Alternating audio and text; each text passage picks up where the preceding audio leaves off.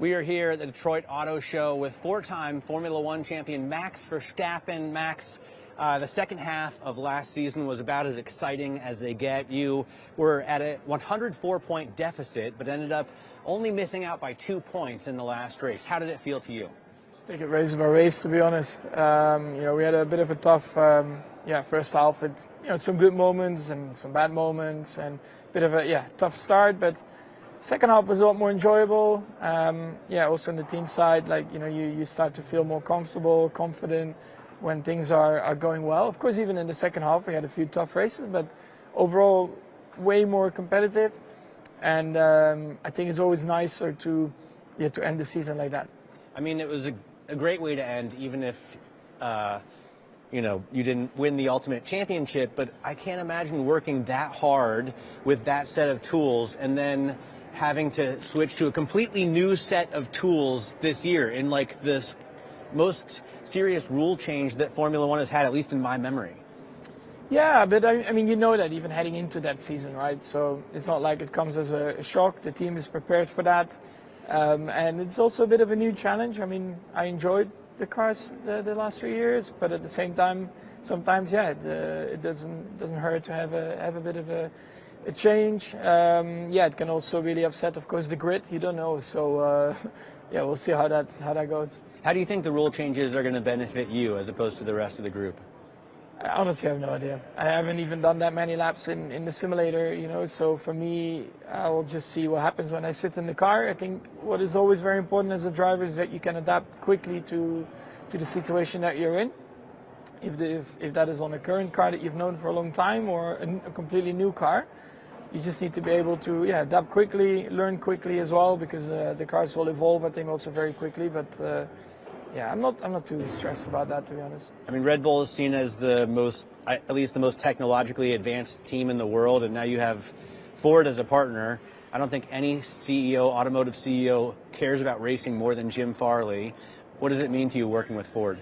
Yeah, it's great. It's a great opportunity as well. I'm just excited, to get started. There's a massive heritage as well, in racing as well. So I think everyone is just very keen to get started. Yeah, I think of the former winners that have been powered by Ford, Jim Clark, Hill, Fittipaldi, Jackie Stewart. It's such an illustrious list. It's almost like you're going to do DFV 2.0 with this new team. Let's see. I mean, we hope, of course, to have a lot of success, but it's impossible to know. The only thing that I do know is that everyone is giving it everything they have. What do you think about the development? We've heard that maybe you have found a bit of an edge with compression, variable compression. I guess there's going to be a meeting on January 2nd about how this will work for you and Mercedes. Do you feel like you have an edge? It's impossible to know. I mean, everyone is just trying everything they can, and from our side, and especially from my side, I have to focus on the driving. I'm not there to be the engine technician and will explain everything in detail to you. And at the end of the day, it's also something between the FIA and the car manufacturers or the engine manufacturers to sort out. I drive the car, and I trust that from our side, we always try to do our very best to get the most performance out of the engine. Are you excited to have a smaller, more nimble car? Is that more exciting for you because it'll be easier, I guess, in that instance to pass? It's a bit too soon to be able to say that it will be easier to pass. I have no idea. So, everything is still unknown, so the cars, I think, look a bit nicer, when they're a bit smaller and not as wide. Once we get on track, then it's a bit easier to get a bit of an understanding of what is all happening and going on. Let's talk about your career outside of F1. I can hear the Sims going over there, and I know you're deep into that with Redline. So what are you most interested in outside of racing on the track, which I'm sure is your main focus almost all the time, but in any spare time that you have? You mean outside of sim racing and stuff? No, including Sims. It's, of course, we want to win whatever we compete in, right? I want to try and help young drivers, young people that don't have the opportunities also in real life, to have an opportunity to actually then become a real racing driver. That all starts, of course, in the simulator. Yeah, it's just very exciting to see these young guys that started 16 maybe in the team, and see them grow as well over the years with the potential to maybe get a real life drive, which we have done last season with one of the sim drivers, and he's doing a really good job, and it's just really nice to see how that is all progressing.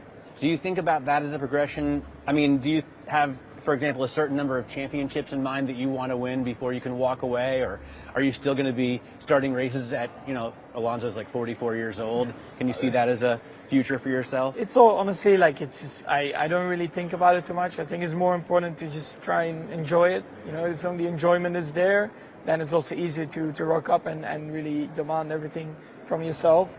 And so far, I'm still, having that feeling. You seem to be enjoying a little bit of GT racing, maybe ready to do a little bit of endurance racing. I hear you signed up for the 24 Hours of Nürburgring.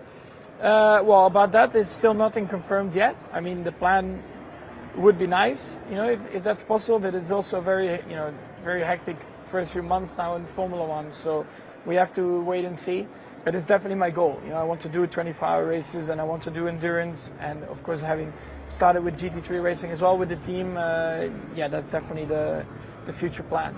Are you just aiming for an outright win at Le Mans, or do you think about, for example, the Triple Crown? Is that something that enters the picture? Triple Crown, not so much for me personally. I would love to do Le Mans. Naturally, if you do it, you want to try and win it. So, in terms of my co-anchor, Danny Berger, she's a huge F1 fan, and she wants to know if you're still friends with Lando. Yeah, I mean, that has never changed. It's always been the Got a little same. spicy at the end of the last season? Got spicy, but it's also a bit of fun, in it.